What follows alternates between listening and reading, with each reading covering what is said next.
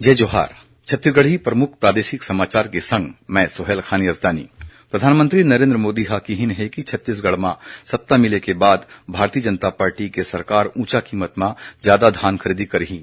आज छत्तीसगढ़ के मुंगेली जिला के ग्राम जमकुही में चुनाव रैली ला संबोधित करत श्री मोदी हा किसान मन ला उखर उत्पाद में बोनस दे के वादा घलो करीन। उन्हें महासमुंद जिला के बेमचा भाटा में जनसभा ला संबोधित करत प्रधानमंत्री हा कहीन कि राज्य में भाजपा सरकार बने के बाद गरीबा मन खातिर मकान बनाए के काम बूता तेजी ले शुरू करे जाही। दूसर कोती कांग्रेस के बड़का नेता और मुख्यमंत्री भूपेश बघेल हा रायगढ़ जिला के पुसौर और सारंगढ़ बिलाईगढ़ जिला के बरमकेला में चुनावी सभा ला संबोधित करीन। उमन कहीन कि कांग्रेस हा शासन की योजना मन के लाभ लोगन मन तक पहुंचाए है।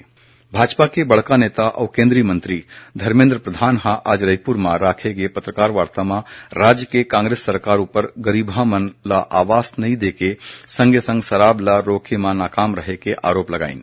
रायपुर दक्षिण विधानसभा के सामान्य प्रेक्षक डॉक्टर जी लक्ष्मी शाह आज क्षेत्र के आने आने मतदान केंद्र मन के दौरा कर उहां दिव्यांग मतदाता मन के संगे संग आने मतदाता मन खातिर करे जावत व्यवस्था के जायजा लीन।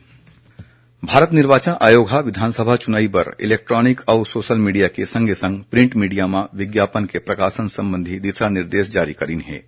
एकर तहत मतदान दिवस और उखर एक दिन पहली प्रिंट मीडिया में प्रकाशित होवैया राजनीतिक विज्ञापन मन ला प्रकाशन ले पहली प्रमाणित कराना जरूरी होही। रायपुर जिला के ऐसन अधिकारी कर्मचारी जौन 8 और 9 के होइस प्रशिक्षण में उपस्थित नहीं होए रहीन ओमन 15 नवंबर के पंडित रविशंकर शुक्ल विश्वविद्यालय में होवैया विशेष प्रशिक्षण शिविर में शामिल होही और गोवर्धन पूजा और अन्नकूट के तिहार काली मनाए जाही। मुख्यमंत्री भूपेश बघेल परंपरा के चलत आज दुर्ग जिला के ग्राम जंजगिरी में गौरव गौरी के पूजा अर्चना कर प्रदेशवासी मन खातिर सुख समृद्धि के कामना करीन। यही सब तक के प्रमुख समाचार। जय जोहार।